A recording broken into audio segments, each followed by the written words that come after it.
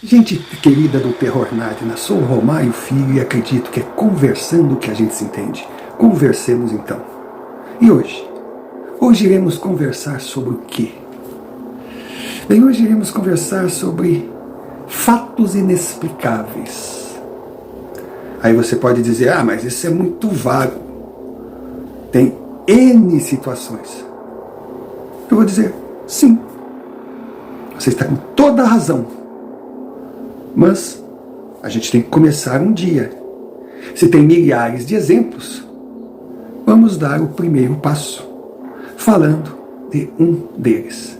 Assim é a vida do Nádina, um passo de cada vez, subindo degrau por degrau, sabendo que tem muitas dúvidas, muitas respostas não encontradas, mas não querendo se limitar a perguntar, por acreditar que é interagindo, é aprendendo através de experiências vividas por gente igual a gente, que nós conseguiremos chegar em algum lugar. Como de costume, sem perder o costume, perdão pelo trocadilho, eu vou abrir um parênteses para fazer aquele pedido de sempre. Se você não estiver inscrito, inscreva-se. É fundamental para o nosso canal. Também deixe o seu like, clique o sino de notificações para receber mais vídeos produzidos por nós. Compartilhe, participe, convide amigos.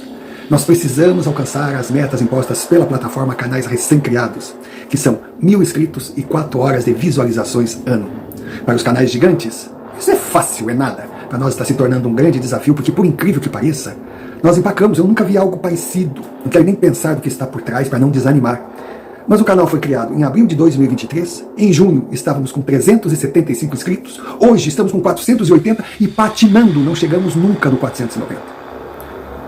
Em junho do ano passado, nós tínhamos vídeos com 2.000, 1.500, 3.000 visualizações. Hoje 15, 20, 25. Olha, se isso é natural, para nós parece sobrenatural. Mas tudo bem, não vamos desistir. Nós precisamos de você. E se caso acha que a gente merece, não envie-nos um Pix. Pois o dinheiro aqui não é prioridade. Mas ele é sempre necessário por ser quem move a engrenagem. E nós precisamos de todo o apoio, mesmo chegando em centavos, para continuarmos nossa jornada.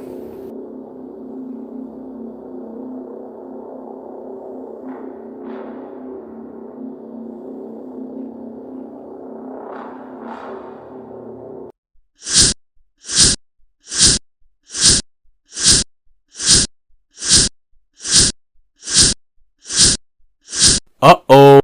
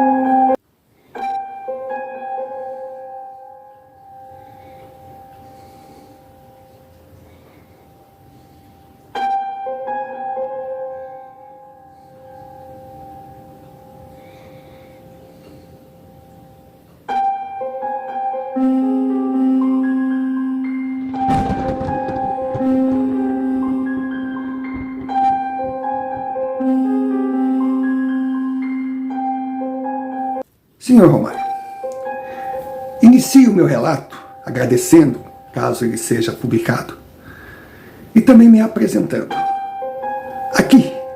Aqui eu vou me chamar de Gabriel. Definindo o Gabriel, eu sou um escravo da vida moderna igual a muitos. Estudei igual um animal, comecei a enfrentar o mercado de trabalho, e fui atrás daquela, aquela promessa. Aquele salário inicial, salário base, baixo. Mas, se você alcançar objetivos, irá ganhar cada vez mais, podendo chegar em valores assim extraordinários. E há 11 anos eu estou nessa, na escravidão. É sentar 8 horas da manhã na frente do computador, e quando eu sento na frente do computador, todos os meus colegas desaparecem. A vida se resume a ele e eu. E ao olhar a tela já está ali, A palavra pesadelo. Meta, meta, meta, meta, meta ser alcançada, meta, meta, meta, meta, vender, vender, vender, meta, meta, meta, meta, meta, meta, meta. Cara, eu saio dali. Tem gente que diz que sai com dor de cabeça, tem gente que diz que sai todo travado, todo arrebentado, outros dizem que saem ocos, tem os que afirmam que saem meio que assim, vesgos, porque nós estamos na geração fundo de garrafa, aquelas lentes desse tamanho. Agora eu não. Eu saio sambando. Meta, meta, meta, meta, meta, meta, meta, meta, meta, meta, meta. Aí vou para casa, sabendo que antes de dormir eu tenho metas a alcançar, ou seja, passar no mercado, fazer minhas compras, ir para minha mansão de 70 metros quadrados, um cubículo que na cidade grande eles chamam de apartamento, mas graças a Deus eu tenho. Eu comprei, é meu, eu não pago aluguel, ali eu vivo sossegado. E no auge dos meus 32 anos, ainda não encontrei uma companheira, uma namorada, uma noiva, uma esposa que merecesse dividir comigo a minha gigantesca morada. Então, enquanto eu não encontro essa vítima, eu vou tocando a minha vida. Aí do mercado vou para casa, tomo meu banho, dou uma relaxada, aí faço ali o meu roscovo, que é o prato que o restaurante serve normalmente. Roscovo, tomate, como aquilo ali. Normalmente tomo uma taça de vinho para relaxar, um copinho de cerveja, até mesmo um suco. Aí vou, passo pela sala, tá aí o computador, eu não quero nem ver. Deus me livre. Ele fica sinalizando ali que tem mensagens para mim, eu não quero nem ver. Não. Eu ligo a TV, uma Netflix, alguns vídeos do YouTube. Foi dessa forma que eu conheci o seu canal. E cama. Aquele sono reparador, com aquele sonho maravilhoso. Meta, meta, meta, meta, meta, meta, meta, meta. Acordo. Despertador tá para 6 horas, mais 15 para 6, 5h25 eu já estou em pé, tomo meu banho, faço o meu café. Aí desço, vou para o metrô, porque moro, uma das grandes vantagens da minha cobertura triplex de 70 metros quadrados é estar próxima do metrô, assim eu não preciso sair de carro, economizando em estacionamento, combustível e também estresse, porque centro de cidade grande, na ida e na vinda, é terrível o engarrafamento. Então essa sempre foi a minha rotina.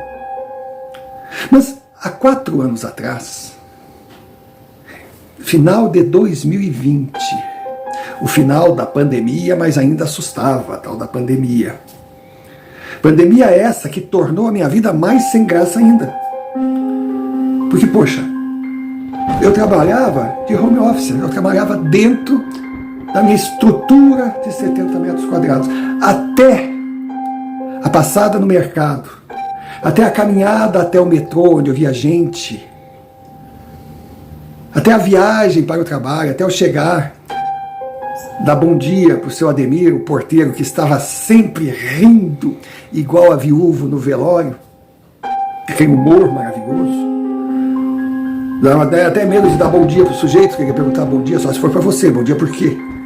Mas ele era antigo de empresa, Deus o deixou-me quieto. Até a convivência assim rápida com os meus colegas na chegada, todos entusiasmados com o seu trabalho, né? Todos cheios de vida. Oi, tudo bem? E aí? Bom dia. Até a Márcia, que quando eu entrei lá, nossa, era a menina toda, sabe? Felizinha, alegrinha, brincalhona, bonitinha. Eu ficava olhando assim, puta, bem que essa aí poderia ser uma candidata a futura ex-mulher do Gabriel, eu pensava. Mas o tempo foi passando, ela foi ficando gordinha, nada contra, mas junto com os quilinhos veio aquele mau humor, aquele estresse, aquela coisa que eu digo, Deus me livre. Isso é uma coisa que eu não quero dentro da minha cobertura de 70 metros quadrados. É mais uma vítima do meta, meta, meta, meta, meta, meta, meta, meta. Não. Mas até isso a pandemia não tirou. Então lá no final de 2020, eu estava assim, sabe? Eu tinha que sair de férias, precisava de férias. E eles me deram a tão esperada, folguinha, porque aquilo eu não chamo de férias, 15 dias, mas eram 15 dias só para mim. Mas também, eu não queria ficar lá sozinho no alto do meu castelo. Aí pensei, eu vou viajar. Não, mas viajar, ainda com esse período de pandemia, vou viajar para onde? Simples. Eu vou viajar para lugar nenhum e ficar onde não tem ninguém. Mas pelo menos será uma atmosfera diferente. Aí eu encontrei. Era uma cabana na beira de um rio, mas no meio do nada, perto de uma vilazinha de, olha, 1000 habitantes se tivesse. Ainda num local alto, aquele clima gostoso, eu digo, é por aí mesmo. Aluguei a tal da cabana pelas fotos, sabendo que eu corri um risco, porque é impressionante hoje, né? A gente perdeu o hábito de ir no agente de viagens e quer fazer tudo, porque está tudo ali, né, na internet. Tem fotos, tem isso, tem aquilo, papapá. Só que quando a gente chega no lugar, percebe que nas fotos ali na tela não aparece cheiro de merda, não aparece pernilongo, não aparece cupim, que o rio de água podre na foto é mais bonito, mas eu queria arriscar, porque qualquer inferno seria melhor do que aquele inferno que eu estava vivendo. Chegado o grande dia, então, já tinha preparado as minhas malas, uma mochilinha desse tamanho, com roupa, camisa, sapato, remédios, produtos de higiene, e uma mala desse tamanho, com máscaras. A pandemia ainda estava lá. Mas botei tudo dentro do carro e fui. Fui, andei. Quanto mais andava, mais longe parecia que eu estava e mais distante parecia o destino, e eu feliz com a ideia. Nossa, eu olhava a paisagem, sabe? Aquela coisa, aquela estrada, podia estar de janela aberta e sem máscara, porque o vírus não ia conseguir me alcançar naquela velocidade.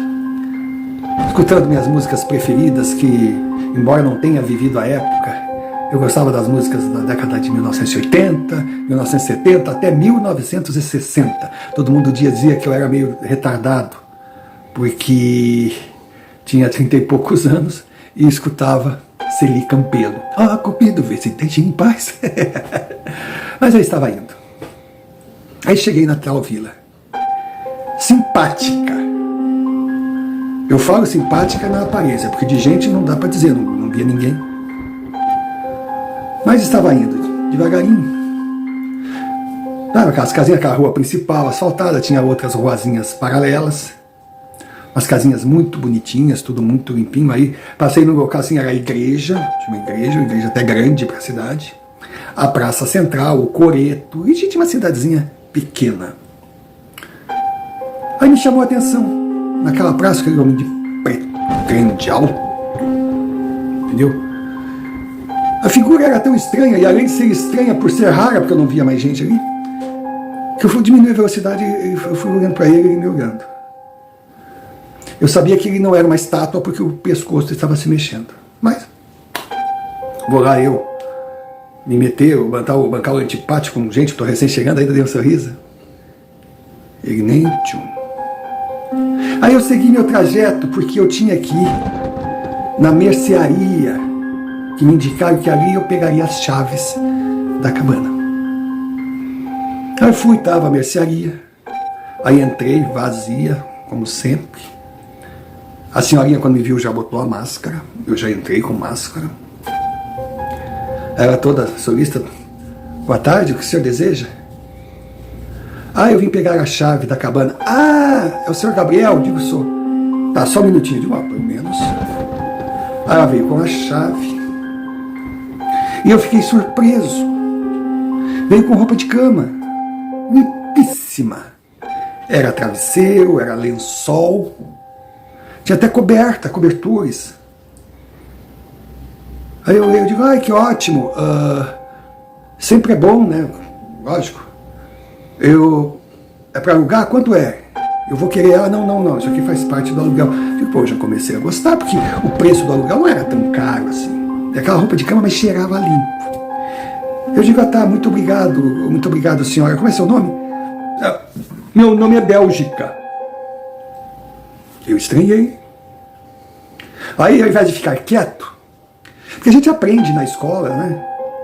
Aquelas regras de etiqueta, que perguntas que não se faz, para não ser inconveniente, mas depois daquela lavagem cerebral da meta, eu meio que perdi a noção. Eu perguntei, Bélgica? Bélgica por quê? Ela olhou sério para mim assim. É que meu pai era apaixonado pela Austrália. Aí eu vi que ela não gostou mesmo, eu fiquei todo sem graça, digo, eu não entendi, desculpa. Ela deu risada. Não, essa é a minha resposta decorada, porque todo mundo me faz essa pergunta, eu sei lá, porque Bélgica, meu pai devia estar bêbado, e deu risada. Ela era uma simpatia. Ela me explicou como chegava, eu disse, não, eu já tenho tudo lá, eu tenho toda a direção, a coisa, a cabana tá limpa, tá perfeita. Eu disse, a cabana é sua? Ela falou, eu tenho 4 cabanas de aluguel, que ajuda na renda, né? Eu digo, claro. E com esse tratamento a senhora deve ter muitos clientes, deve viver com elas ocupadas. Ela, meu filho, já tive.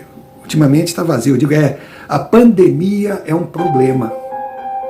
Está quebrando todo mundo? Ela, não. Antes fosse a pandemia. Mas o nosso problema é um homem de preto. Eu vou até lhe falar, por favor. Se você está trazendo barraca, todo mundo tem essa coisa de acampar do lado da cabana, na beira do rio, não faça isso. Não passa a noite sozinho na mata. Nossa, eu me arrepiei. Pô de cara, ela me diz isso. Ela olhou para mim, você deve até estar estranhando, né? Porque eu, como proprietária, estou falando isso, pode até assustá-lo, mas eu me vejo obrigada. Porque o homem de preto é a razão, ele tem nos apavorado. Eu disse, mas que homem de preto é esse? Ela olha.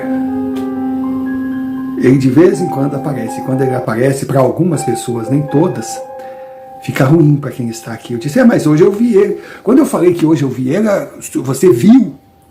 Ela se transformou. Ela entrou em pânico. Eu digo, vi sim, senhora, porque até então eu achei a história meio estranha, mas não chegou a me assustar nem nada. É uma lenda urbana, sei lá, mas quando eu disse que eu vi, ela de novo, não brinque com isso, jura, meu filho, você viu o homem de... Vi, ele estava na praça, como ele era. Aí quando eu descrevi, ela foi no telefone e fez uma ligação. Aí eu digo, bom, senhora, então eu estou indo, não, por favor, aguarde, não vá, aguarde, não vá, fique um pouco. Eu vou lhe servir um cafezinho, você deve estar com fome, né? Eu vou lhe servir um lanche, é por conta da casa, tá? Eu disse, tá bom. Até a ideia do cafezinho era muito bom. Quando ela veio com aquela bandeira, isso aqui é cafezinho, eu não sei como é que eu ia chamar o que eu tomo toda manhã. Aquilo era um café colonial. Cara, uns docinhos, uns salgadinhos, tudo pequenininho, mas delicioso. Aquele café dela, meu Deus do céu. E eu vi que ela estava apreensiva. De repente, os sinos da igreja começaram a tocar. Aí eu olhei pro relógio, assim, era 4h pouca da tarde, eu digo, que estranho. Aí tocou, ela chegou, já tomou seu café? Eu digo, quase, mas o que houve? Não, nós temos que ir, mas ir pra onde? Termina seu café aí, lógico, eu rapidinho comi, pronto, eu tô pronto. Aí eu fui pegar minhas coisas, não, deixa aí, vem comigo. Aí eu fui no carro, não precisa, vamos a pé. Aí nós fomos até a praça, na casa paroquial. Senhor mãe, tinha gente pelo ladrão. Eu acho que a população toda estava ali. Estavam todos rezando. Eu digo, meu Deus, o que é isso? Nisso apareceu o Padre Lima. Padre Lima chegou, todos levantaram. Ele fez umas rezas, uma introdução. Depois disse, apresento a vocês Gabriel. Aí a igreja toda lá, a casa paroquial, fez assim, olhando pra mim. Eu me senti assim, eu digo, pô, já cheguei famoso, todo mundo vai saber meu nome. O Gabriel comentou com a irmã Bélgica, que viu hoje o homem de preto. Aí ele olhou pra mim, o senhor confirma? Eu, sim, claro, eu vi. Onde exatamente? Aí eu falei, aqui na praça, a passos da igreja. Aí o padre perguntou, mais alguém aqui viu? Que horas foi, moço? Aí quando eu falei a hora aproximada, alguém estava na praça nesse momento? Bom, eu pensei, ninguém. Eu não vi mais ninguém. Só que em se tratando de cidade pequena, é aquela coisa, né? Dos olhos atrás das janelas. Você não enxerga ninguém, mas a cidade toda te vê ali passando. Se bobear, eles, naquele olhar pouco curioso, eles descobrem tudo da tua vida, porque no outro dia não se fala outra coisa, tem carne nova na cidade. Mas 3 senhoras, é sério que estavam presentes. O padre perguntou se viu, elas negaram. Aí o padre falou assim, então, vamos rezar. Vamos rezar. Mandou abrir uma página lá, sei lá, começaram a rezar. E eu sentia fervor na reza, e eu estou ali sem saber nada. Terminada aquela reunião, ele passou um monte de instruções. Não sair de casa, não ficar sozinho, não abrir a porta para ninguém, se recolher antes das 7 horas, não sair de casa antes das 6 horas da manhã, com o clarear do dia. Não manter assim televisão, rádio, volume muito alto para poder escutar o que acontece em volta. Aí todos foram embora. Aí o padre Lima chegou, cumprimentou de novo a dona Bélgica. Aí falou, você não deve estar entendendo nada, meu filho, né? Eu digo, olha, confesso que não. Pois bem, começou uns 2 anos atrás, quando uma jovem de 16 anos estava indo para casa, encontrou esse homem, ficou apavorada. Aí chegou em casa, falou pro pai, o pai já saiu aqui, porque todo mundo resolve tudo na bala, já saiu armado para ver, ninguém encontrou o homem nenhum. Ligaram para a polícia, ninguém viu esse homem. No dia seguinte, outra jovem, na saída do colégio, começou a chorar porque viu aquele homem lá. Aí uma moradora contou que estava em casa à noite e esse homem bateu a porta, contando uma história qualquer, dizendo que precisava usar o telefone se ele podia entrar. Essa senhora deixou esse homem entrar para usar o telefone. Ele usou o telefone, agradeceu, foi embora. No dia seguinte, essa senhora foi encontrada morta. Morte causa natural. E essa senhora, ela era parente das meninas que viram o tal homem. Ela tinha uma ligação. Claro, começou um zum, aquela coisa, mas ficou por isso. Mas se repetiu de lá para cá um número incontável de vezes que esse homem de preto é visto, que ele procura alguém e que esse alguém, quando procurado, acaba morrendo por morte natural. Entende? Já veio gente até federal aqui, não tem crime, não tem nada. Todos definem, se mostram, identificam o homem da mesma forma. E o final sempre é trágico. Então essa história, não é que ela se espalhou, a gente tenta evitar, porque senão a nossa vila vai virar o quê? Um centro de curiosos, sabe? Pesquisadores, investigadores de sobrenatural, de ufologia. Nós não queremos, nós queremos a nossa vida em paz. Mas vivemos com medo, sempre pensando qual a próxima vez que ele vai aparecer e quem será o escolhido. Eu disse, poxa, mas esse homem apareceu para mim. Pois é, e é isso que nos intriga. Você não tem ligação nenhuma aqui. Então pode ser algo novo, a gente não sabe, mas também vale para o senhor. Se o senhor quiser ir embora, a dona Bélgica diz, olha, eu devolvo o seu dinheiro, não tem problema.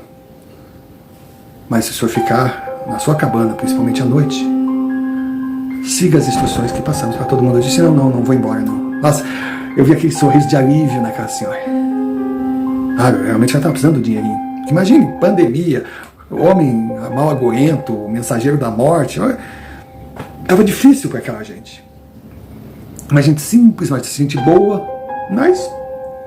E eu naquela coisa de acreditar, não acreditar, mas não podia ser assim uma brincadeira, para os sinos da igreja chamar a população toda para fazer aquele culto extra. Mas eu fui, peguei o que tinha que pegar. Sabe, eu gostei tanto da minha arrendatária, vamos dizer assim, né, da minha senhoria, que fiz uma compra, tinha um mercado grande, uma cidade próxima, que os preços deveriam ser bem mais baratos. Eu comprei tudo na dona Bélgica. Nossa, ela estava muito feliz. Comigo, eu acho que ela salvou o mês. Peguei minhas coisas e fui embora. Cheguei na tal cabana.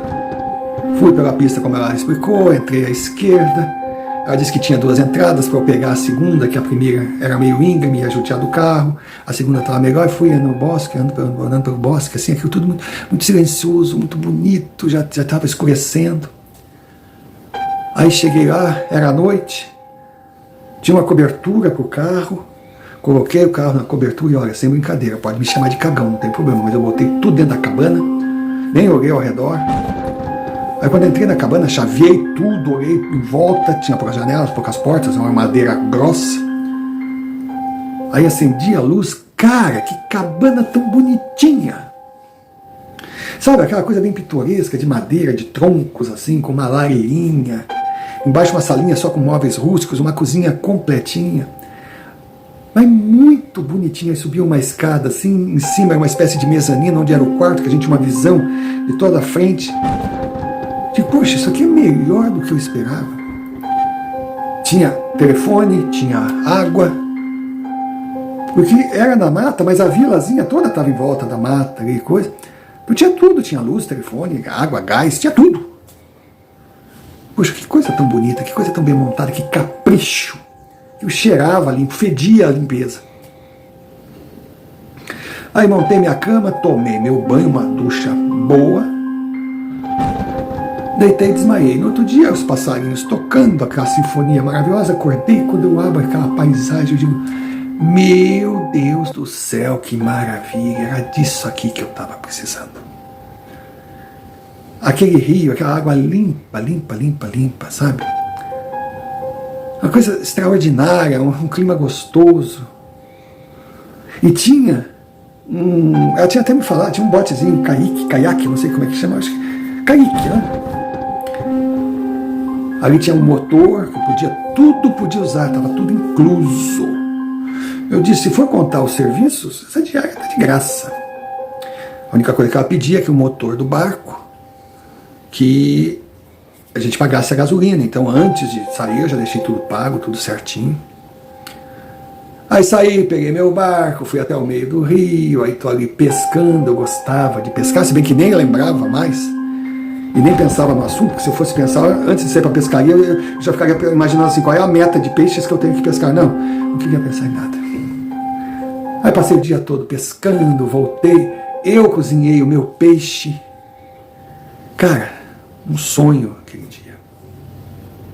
Aí, não liguei televisão, não liguei nada, eu queria aquilo aqui, eu queria paz. Peguei um bom livro, comecei a ler. Olha, eu estava no céu.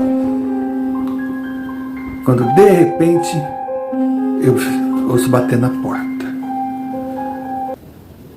Cara, era 9 horas da noite. Quem vai estar batendo na porta de uma cabana aqui no meio do mato a essa hora? Aí eu fui, não abri a porta, lembrei do que tinha a janela ao lado. Aí eu fiquei com o vidro fechado. Quem tá aí? Aí apareceu aquela figura. Um homem alto, magro, um rosto assim aparentando seus 50 anos. Boa noite, disse ele. Eu digo, boa noite. Eu estou precisando de um favor seu. Favor? Mas quem é o senhor? Não, eu estou de passagem aqui. E o meu carro deu problema. E eu estou precisando de um telefone para ligar. Inclusive, se o senhor tiver assim um endereço que eu possa ligar, um número, um socorrista para um guincho, porque a noite está fria. Ele me olhava assim, ele não tinha um aspecto assustador, mas também não era nada de se confiar. Talvez até se eu não tivesse passado por tudo que eu passei lá na casa paroquial, eu deixaria. Mas teve alguma coisa que disse não. Ele tinha uns olhos azuis bonitos, assim, ele era digamos que seria bem apessoado.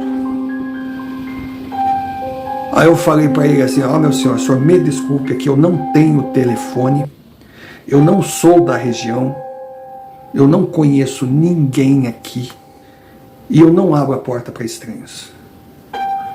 Toda aquela suavidade dele, todo aquele sorriso, ele se fechou. Olhou para mim assim, tá bom, muito obrigado por nada. E foi, tinha uma varandinha, tinha lâmpada, ele desceu as escadas, foi andando naquela trilha assim, foi entrando na mata, e na mata sumiu. Cara, eu fiquei bem assustado. Confesso que ficou difícil aquela noite. Olha, Sidney Sheldon que me perdoe, mas eu não consegui continuar lendo. Mas também não conseguia dormir. Aí ficava virando na cama, ia pra sala, até a TV eu liguei. Mas eu ficava sempre, sabe, subindo lá no mezanino, olhando em volta. Até que o sono venceu. Eu acordei no outro dia, bem mais tarde do que eu pensava. Eu queria acordar cedo para aproveitar o lugar. Aquela coisa ficou na minha cabeça assim. Aí eu peguei meu carro e fui até a igreja, fui até o Padre Lima. Aí contei o ocorrido. Ele me deu um telefone. Se voltar a acontecer, ligue para esse número, ligue para a polícia. O senhor fez muito bem. Não abra a porta. Eu digo, mas quem é esse homem, meu Deus do céu? O Padre Lima disse assim, não se preocupe, não se assuste. Mas a gente não sabe nem se ele é real. Ou se é real, o que ele faz aqui. Por que ele está aqui e de onde ele veio. Que desse mundo ele não é. Cara, a coisa ficou pior até. Fiquei até meio com medo de ir para lá. A vontade que deu, olha, era de, sabe, pegar minhas coisas, pegar a chave para Dona Bélgica, agradecer, mas não. Aí como já era tarde, eu já tinha perdido o pique de fazer comida, não tinha nem tomado café, não tinha nada, eu estava todo... Eu fui até a mercearia da Dona Bélgica, a mercearia, padaria, lanchonete, ela fazia de tudo. Ela me serviu um belo almoço, mas sabe aquela comida caseira gostosa? Aí eu não quis assustá-la, não quis preocupá-la também. Só almocei e voltei para a cabana. Voltei para a cabana. A ideia inicial de não cumprir o prometido e acampar na barranca do rio, passar a noite naquele dia, para mim, morreu. Eu percebi que a minha estada ali estava um pouco limitada, mas eu tinha que aproveitar o que restava. Segui no dia, noite cai. Quando eu estou preparando o meu jantar, eu ouço passos na minha varanda. Aí eu ouço passos na minha varanda, quando eu olho lá em cima, pela janela, tinha um grupo, mas daí não era um homem de preto não, era um grupo de pessoas. E eles cantavam e se aproximavam da varanda, e eles tinham uma marreta, uma coisa, e começaram a bater, com força. Eles queriam arrombar a porta. Eu sempre ando armado, mas algo me dizia que aquela arma não ia resolver minha situação. Então eu estava lá em cima, olhando para baixo, assim, do mezanino, olhando, e na porta eu via a porta. Só que era madeira pura e tinha uma tranca ainda. E antes de dormir, eu fechei bem as janelas que também tinham tranca, eu estava bem fechado ali.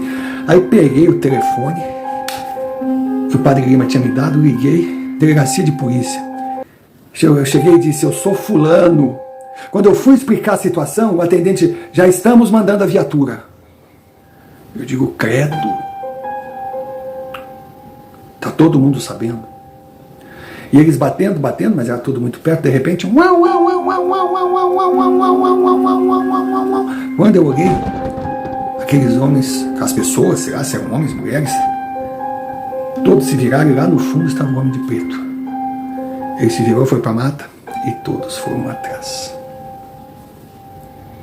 Nisso chega a viatura, com 2 policiais, um já de idade, seus 50 anos, o Átila, e um rapazinho mais jovem, Breno. Aí eles chegaram, se identificaram, eu abri a porta. Agora é engraçado, um detalhe importante, que com aquelas marretadas todas, eu via a porta se quebrando. Minha porta era forte, mas ela estava se quebrando, ela não ia resistir mais tempo. Talvez se a viatura demorasse mais um pouco, aquele povo entrava na minha casa, na minha cabana, eu não sei o que ia acontecer. Mas quando eu fui abrir a porta estava intacta. Intacta. também eu olhei as janelas, tudo bem, tinha tranca, tinha veneziana, tinha... Mas poxa, se alguém quisesse entrar, era muito mais fácil dar pancada nas janelas, e não naquela porta que parecia o quê? Uma entrada de cofre. Por que eles não bateram nas janelas se a questão era invadir? Aí Breno e Átila entraram, fizeram uma série de perguntas, eu ia respondendo, um olhava para o outro.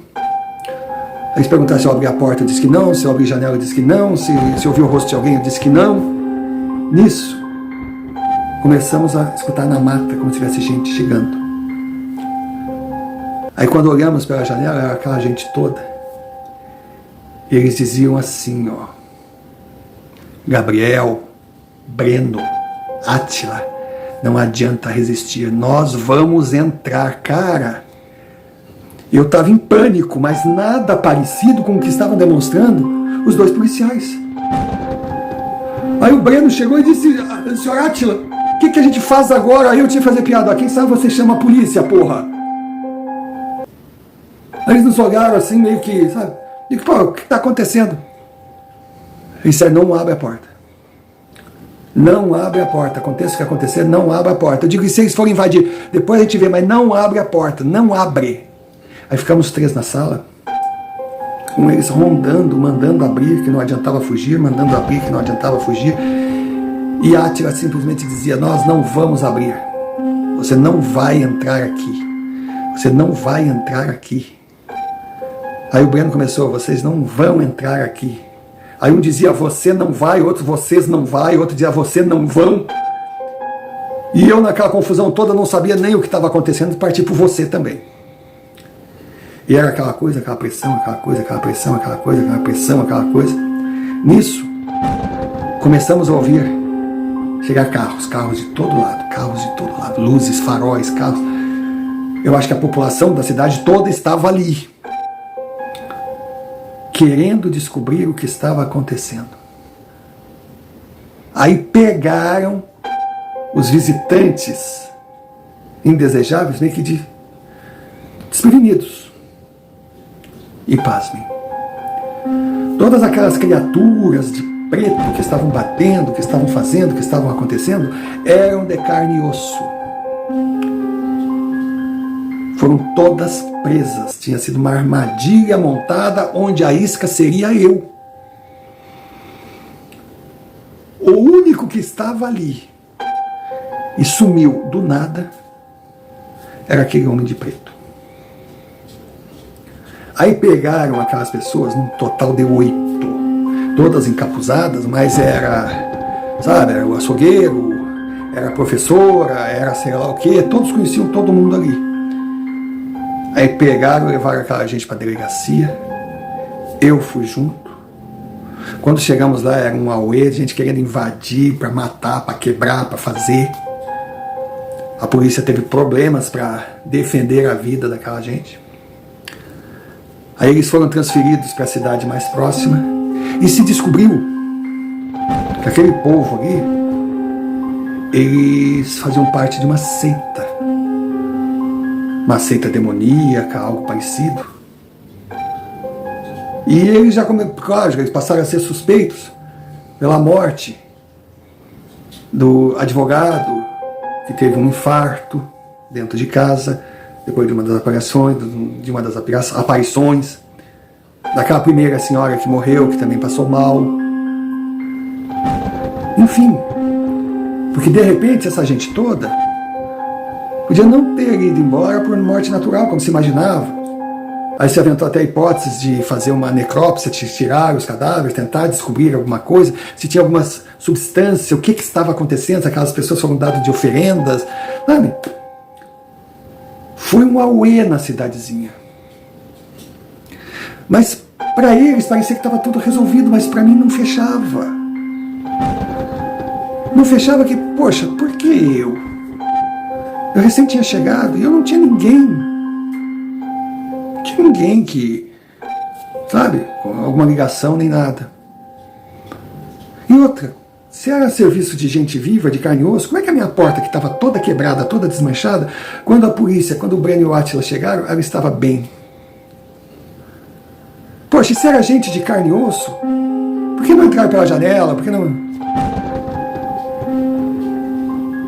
então, por que não me encontraram na cidade, não fizeram amizade comigo? Eu estava ali, eu estava aberto a novas amizades, eu queria conhecer gente. Por que não fechava a coisa?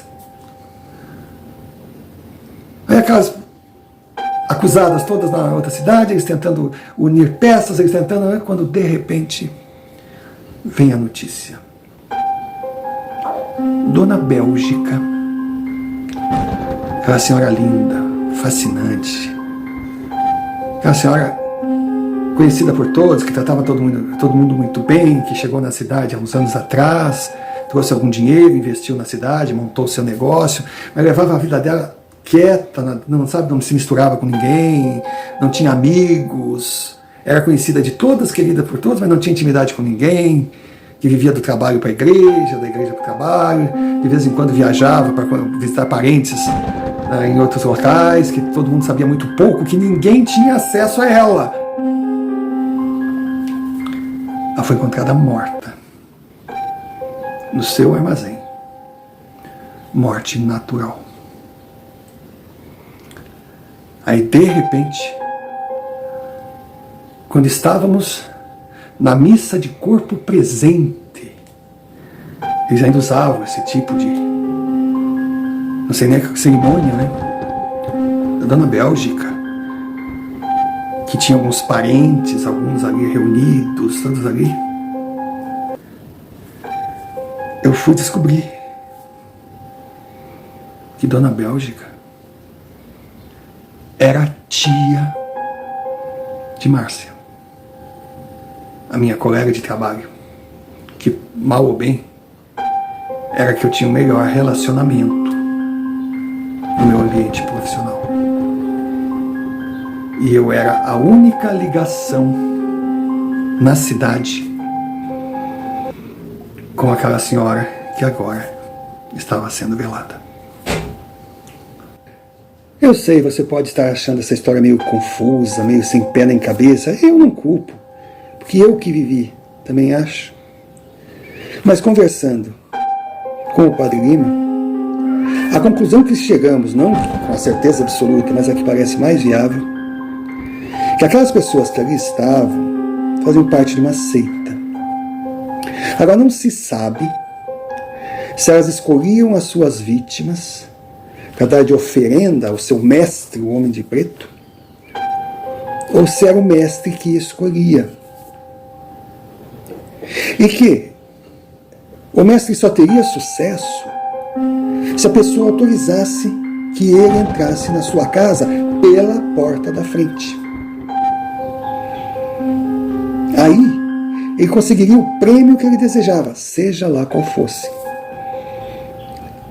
Se caso falhasse a tentativa de entrar, naturalmente ser convidado a entrar, a segunda opção seria forçar uma entrada. De uma forma ou de outra, obrigar a pessoa a abrir a sua porta para o mestre entrar. Mas se ele não alcançasse o seu objetivo, ele, talvez como prêmio de consolação, ou para ferir aquele que negou a sua chegada, iria levar consigo uma pessoa próxima.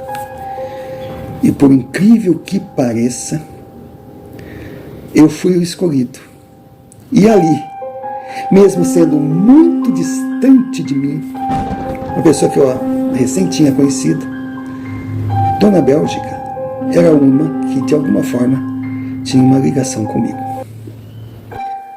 Por mais incoerente que possa parecer, essa foi a experiência que eu vivi e fico feliz por poder dividir com todos vocês. Agora, conclusões? Cada um tire as suas, porque eu tenho as minhas. E após o ocorrido, a minha vida deu uma guinada de 360 graus, pois eu comecei a ver totalmente diferente a arte do existir. Conversando com Márcia, procurei saber por que ela escondeu o parentesco com Dona Bélgica. A minha dúvida é que de repente a colega de trabalho tivesse me enviado para uma armadilha. Mas não, consegui dissipar totalmente. Márcia simplesmente falou que Bélgica era irmã da sua avó, Quer dizer, era sua tia-avó, acredito eu que seja esse parentesco, mas muito distante.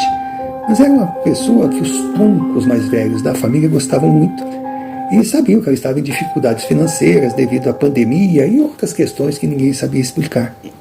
Então, quando ela soube que eu estava procurando um local para me esconder do mundo, sabendo do capricho da sua tia, ela indicou e só não comentou sobre o parentesco por achar que, de repente, pudesse esfriar o meu interesse, pensando que eu estava indicando apenas por ser uma pessoa próxima. Resolvi virar a página e tocar a minha vida com novos hábitos. Hoje, se penso em sair de férias, descarto locais onde ficarei sozinho em meio de matas ou lugares isolados. Também, jamais durmo com porta ou janelas abertas. Passei a acreditar no sobrenatural, em questões que antes não é que eu não acreditasse, mas eu nem pensava a respeito. Virei uma pessoa mais humilde diante da vida por entender que existem muitas realidades paralelas e a nossa é apenas mais uma, ou até mesmo uma das mais insignificantes delas. Continuo no mesmo trabalho, mas hoje as metas já não são mais companhias tão indesejáveis, insuportáveis. São apenas objetivos que devo alcançar na vida profissional. Aprendi a simplificar. Continuo solteiro, mas um dia, se for para aparecer, chegará aquela pessoa que de repente poderá dividir a vida comigo. Enquanto ela não aparece, aprendi que tudo na vida tem seu tempo e melhor sozinho do que mal acompanhado.